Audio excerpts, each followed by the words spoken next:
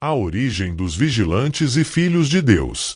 Existem dois grupos de entidades comumente mencionados, os vigilantes e os filhos de Deus. Muitos interpretam erroneamente o significado dos filhos de Deus na Bíblia. Os anjos são entidades espirituais, mas, segundo a tradição judaica, cristã e islâmica, os filhos de Deus são diferentes. Eles não são anjos, mas seres que não pertencem a este mundo, embora se pareçam conosco. Eles nos criaram à sua imagem e semelhança, o que significa que não são eles que se parecem conosco, mas nós que nos parecemos com eles. Ao ler a Bíblia em seu idioma original, encontramos uma mensagem diferente. Por exemplo, na criação do homem, a Bíblia não diz que Deus criou o homem, mas que o recriou. Isso é mencionado nas Escrituras, mas raramente analisado em profundidade. Somos o produto de uma civilização superior que nos observa há milênios.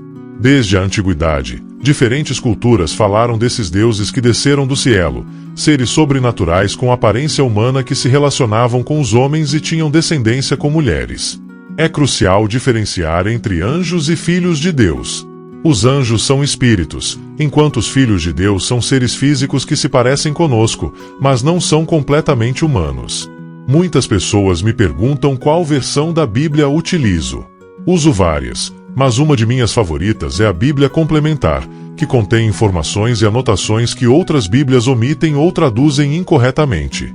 Por exemplo, no livro do Gênesis, a tradução comum diz que no princípio Deus criou os céus e a terra. No entanto, o texto original em hebraico diz que no princípio Elohim, que é plural, criou os céus e a terra. Outro erro grave de tradução ocorre em Gênesis capítulo 1 versículo 2, onde a versão tradicional diz que a terra estava desordenada e vazia. No original, a palavra utilizada é toiu ve'aborru, que significa tornou-se um deserto e uma desolação. Isso implica que a terra não foi criada nesse estado, mas se tornou caótica e destruída. Essa mesma palavra aparece em Jeremias capítulo 4 versículo 23, onde o profeta descreve uma visão de uma terra com cidades destruídas e animais, mas sem seres humanos. A terra foi um ponto de contato para os Elohim, os deuses que desceram dos céus e estabeleceram suas civilizações aqui.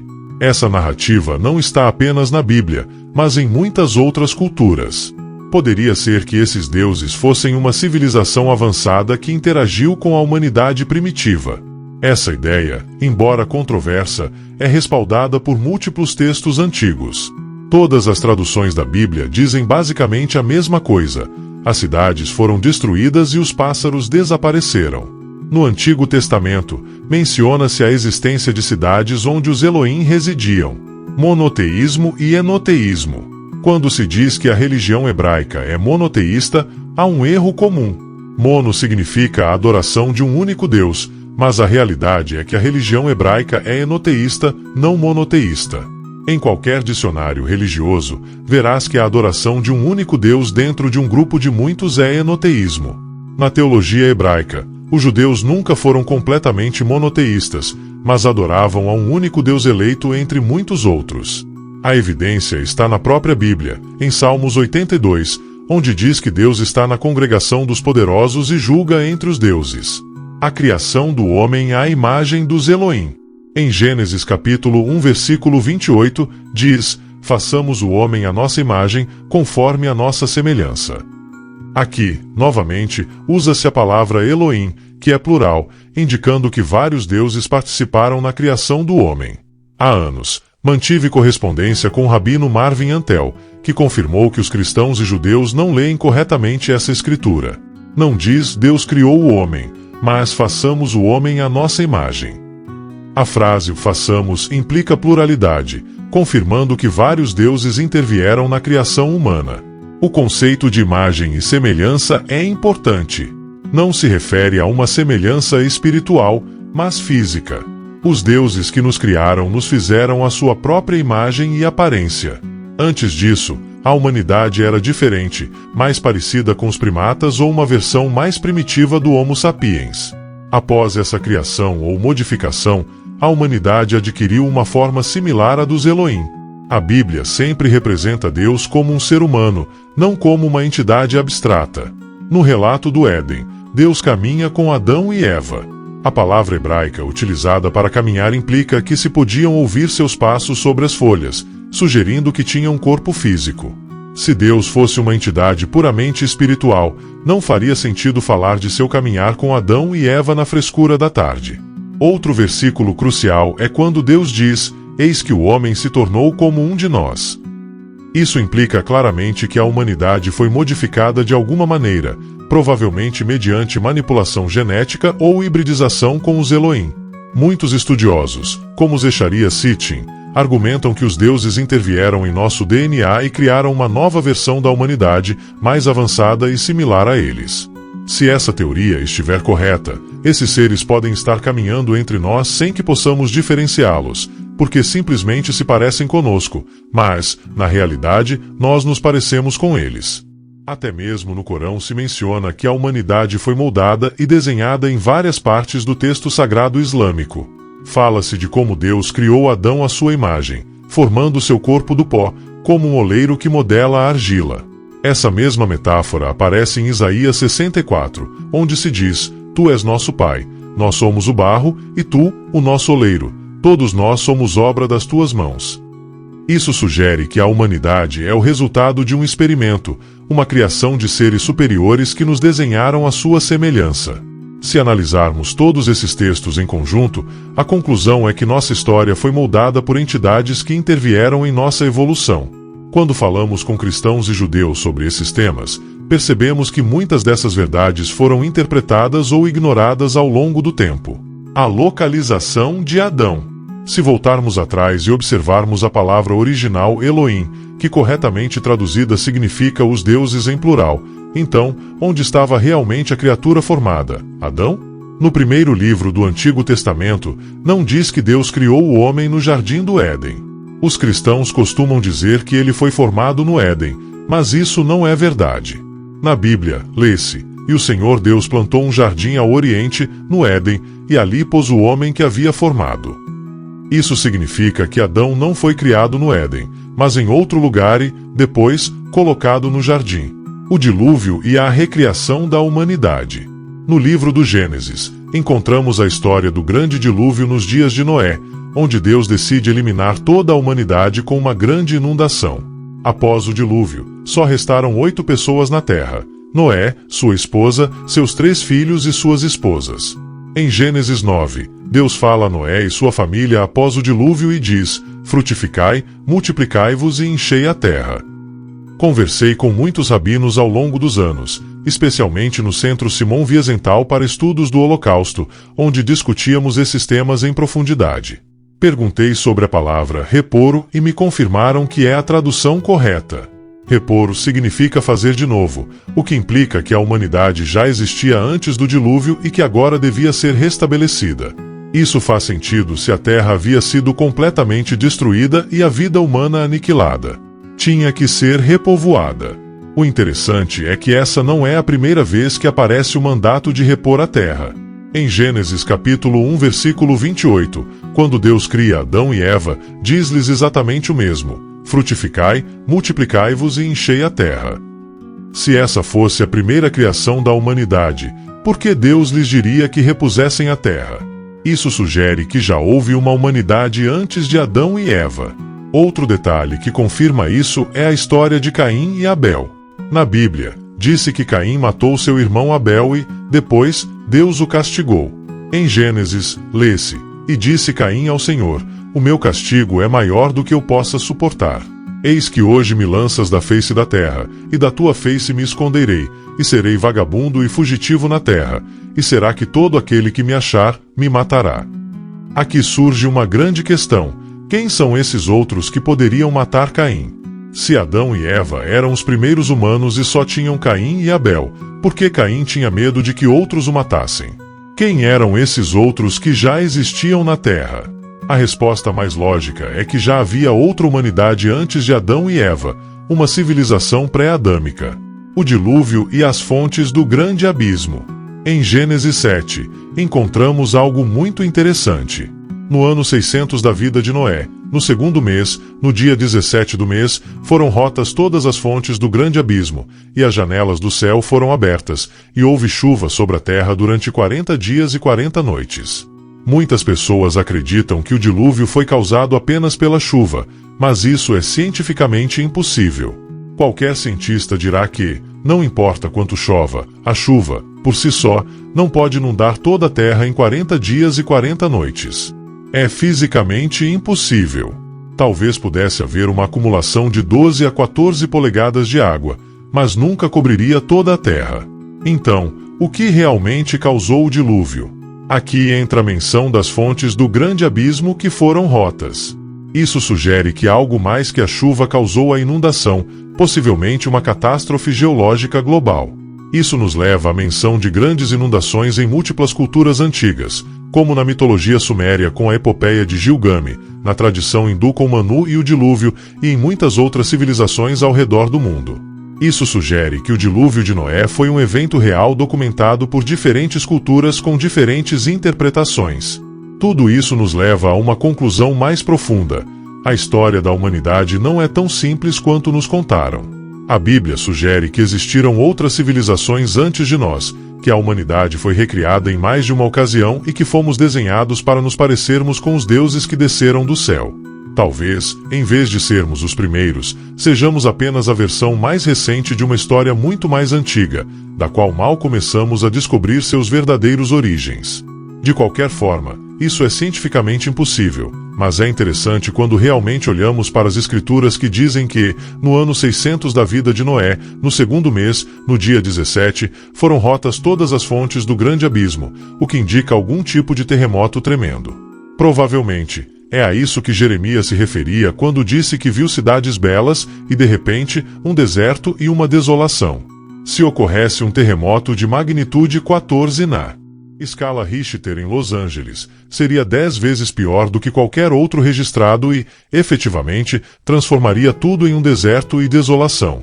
Talvez Jeremias falasse de grandes cidades criadas pelos deuses, mas, se houve um terremoto massivo, essas cidades e seus habitantes foram destruídos. Isso nos leva ao tema da Atlântida, a mítica civilização descrita como um reino piedoso habitado por seres espirituais de outros mundos, criaturas sobrenaturais que viviam na região conhecida como Atlântida. Disse que todas as fontes do abismo foram rotas, e se observamos o Oceano Atlântico, podemos ver uma falha sísmica enorme que atravessa seu centro, similar à falha de San Andrés. A Marinha dos Estados Unidos fotografou o fundo do oceano com fins militares, e o interessante é que capturaram imagens dessa grande falha no Atlântico. Isso sugere que puderam ter existido grandes civilizações ou ilhas que foram destruídas quando a falha se abriu, levando consigo toda uma civilização. De fato, no fundo do Oceano Atlântico, a 10 milhas ao norte de Bimini, no Triângulo das Bermudas, encontra-se um misterioso objeto submerso. Uma enorme pirâmide com um olho que tudo vê no topo, maior do que a grande pirâmide do Egito. A Marinha dos Estados Unidos fotografou essa pirâmide e publicou relatórios sobre sua existência, mas ninguém tentou explicá-la. Algo ocorreu na região da Atlântida, algo que mudou o curso da história. O conceito de reinos subterrâneos existe há séculos. Mesmo em estudos acadêmicos sobre bases submarinas e bases subterrâneas, a ideia é explorada. O filme O Abismo joga com esse conceito, e é curioso que a palavra abismo na Bíblia signifique profundidade aquosa. Nas Escrituras, menciona-se que os demônios emergem do abismo, o que reforça a ideia de que esses seres poderiam provir de profundidades oceânicas. Hoje em dia, descobriram-se templos submersos em diversas partes do mundo, nas Bahamas, na região de Angkor Wat e em múltiplas localizações ao redor do planeta. Podemos ver, de satélites, estruturas retangulares e quadradas que sugerem a existência de antigas cidades agora submersas sob a água. Isso nos leva a perguntar: existiu uma grande civilização que foi destruída e ficou submersa nos oceanos do mundo? Em Cuba, frente às suas costas, encontrarão-se templos inteiros e artefatos submersos. O mesmo ocorre frente à costa do Japão, onde enormes templos enterrados sob a água sugerem que houve civilizações avançadas há milhares de anos. Isso confirma que a Terra abrigou civilizações antigas durante milhões de anos, muitas das quais foram destruídas ou sepultadas sob os oceanos. A transformação da Terra. O que hoje conhecemos como desertos, como o Saara no norte da África, alguma vez foram fundos oceânicos. O sal sedimentado nessas regiões impediu o crescimento da vegetação, transformando-as em desertos. Isso sugere que, em algum momento da história, houve um fenômeno de deslocamento monstruoso de terras e água que alterou a geografia do planeta. Não sabemos com certeza se isso ocorreu há centenas de milhares ou milhões de anos, mas o que sabemos é que esses templos submersos existem e foram construídos por civilizações antigas. A ideia de que a humanidade atual é o pináculo da inteligência e do desenvolvimento é incorreta. Não estamos evoluindo, estamos degenerando. As civilizações que construíram as pirâmides, os templos e as antigas estruturas monumentais eram muito mais avançadas do que jamais seremos. Hoje, só podemos observar os restos de sua grandeza e nos perguntar o que realmente ocorreu. Em relação aos templos submersos, 2 versículos vêm à mente. O primeiro, do Antigo Testamento, em Jó capítulo 26 versículo 5, diz: "As coisas mortas se formam debaixo das águas e os seus habitantes." O segundo, do Novo Testamento, em Marcos capítulo 5 versículo 1 a 15, narra como certos seres emergem das águas. Uma ideia que se repete ao longo da Bíblia é que, sob as águas, existem restos de antigas civilizações e seres que alguma vez viveram ali. Isso nos leva a perguntar: o que mais há nas profundezas dos oceanos? Seriam os deuses antigos realmente seres de outras civilizações que estiveram entre nós durante milhares de anos? Talvez a verdadeira história da humanidade não seja a que nos contaram, mas uma muito mais complexa, onde o passado perdido da humanidade jaz nas profundezas do mar, esperando para ser descoberto. Os Refães e os Nefilins. Coisas mortas se formam debaixo das águas, se traduz como o lugar onde se aloja o rio que está debaixo das águas e as coisas que nele há. A palavra hebraica Refaim ou Rium se associa à descendência dos anjos caídos, os Nefilins. Segundo a Bíblia e o Antigo Testamento, os filhos de Deus são as criaturas que chegaram aqui há milhões de anos, procriaram com humanos, e sua descendência foi capaz de sobreviver debaixo d'água nos oceanos.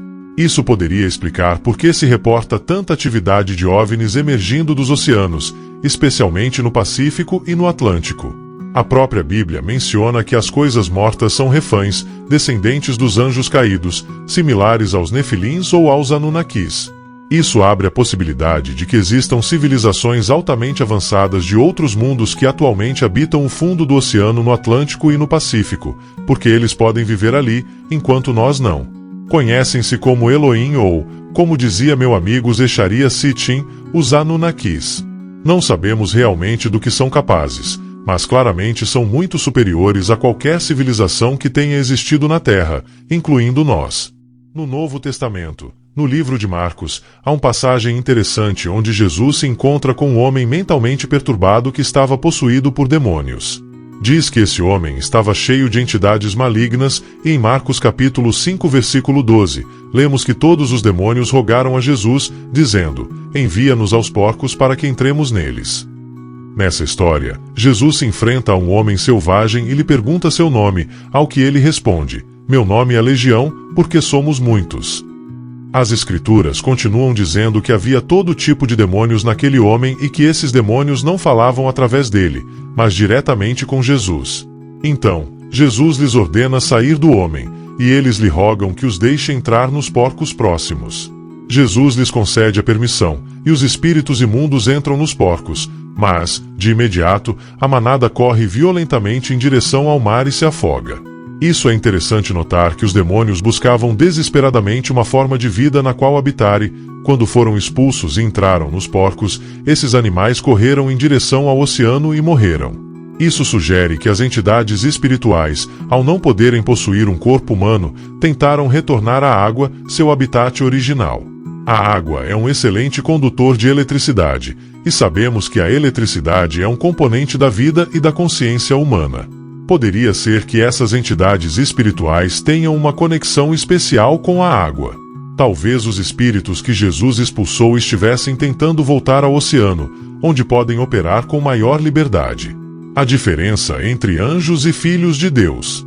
Tudo isso nos leva a uma grande diferença que estou apontando. Os anjos e os filhos de Deus não são a mesma coisa.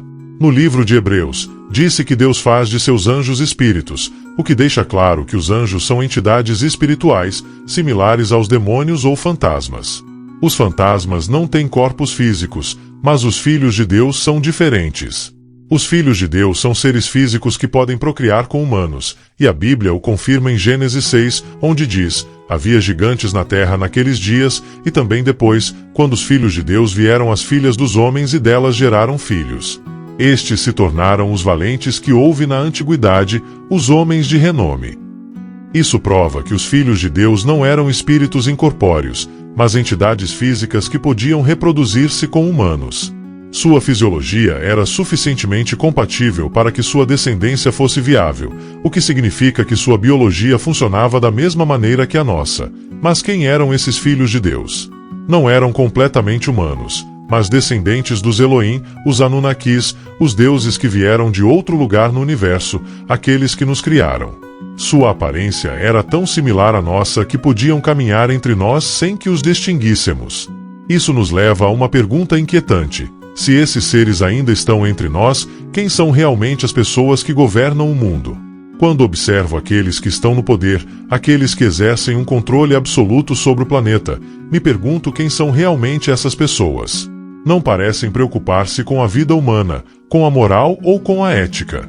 Não lhes importa assassinar, manipular ou explorar as massas para cumprir sua agenda. Então, é possível que não sejam completamente humanos. Talvez não sejamos nós que nos parecemos com eles, mas eles que nos fizeram a sua imagem e semelhança, e hoje continuam a governar-nos nas sombras sem que sequer o notemos.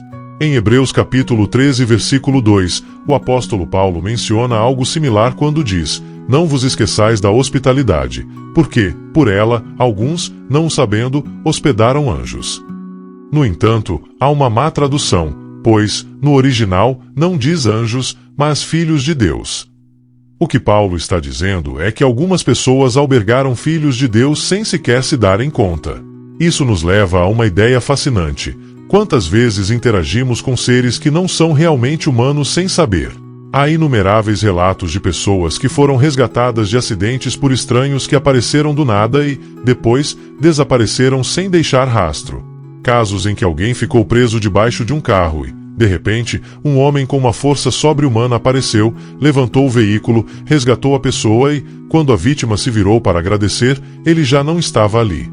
Esses seres parecem homens, têm a força de um homem ou mais, mas não são humanos comuns. Isso nos leva a outra pergunta importante. Poderiam esses filhos de Deus ainda estar entre nós, governando-nos das sombras? A ideia do direito divino dos reis, aquele conceito segundo o qual certas linhagens reais governam porque supostamente têm uma conexão divina, parece estar relacionada com isso. Se alguns dos que hoje estão no poder acreditam que têm o direito de nos governar porque, de alguma maneira, nos criaram, se bem que um pai e uma mãe criam seu filho, isso não significa que sejam donos dele para sempre. O filho segue sendo um indivíduo com livre arbítrio. O mesmo deveria aplicar-se a nós como humanidade.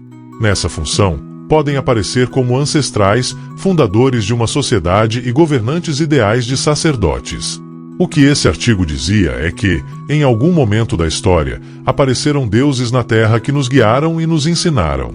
Ensinaram-nos astrologia, ensinaram-nos todas as nossas ciências, ensinaram-nos como governar, como manejar o dinheiro, como formar governos.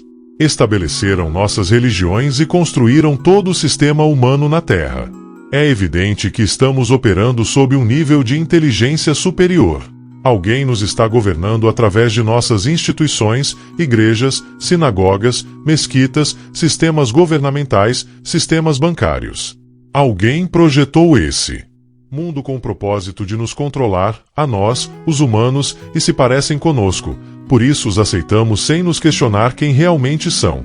Os governos, as religiões e as instituições financeiras não buscam o bem-estar das pessoas, mas o controle total sobre suas vidas. Enquanto mais medo tiver a população, mais fácil será manipulá-la para que entregue sua liberdade voluntariamente. O verdadeiro desafio é despertar e reconhecer esses padrões antes que seja demasiado tarde. Conclusão. Agradecemos a todos os internautas por acompanharem esta transcrição detalhada e extensa. Esperamos que tenham apreciado a profundidade e a riqueza de informações apresentadas. Se gostaram do conteúdo, por favor, deixem seu like e inscrevam-se em nosso canal para mais vídeos interessantes e informativos. Sua participação e apoio são fundamentais para continuarmos a trazer conteúdo de qualidade. Obrigado por fazer parte de nossa comunidade.